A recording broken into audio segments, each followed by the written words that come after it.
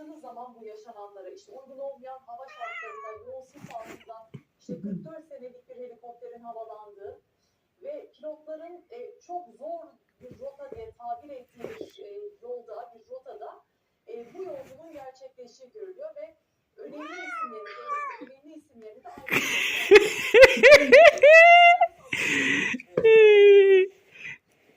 Biz tabii helikopterlerin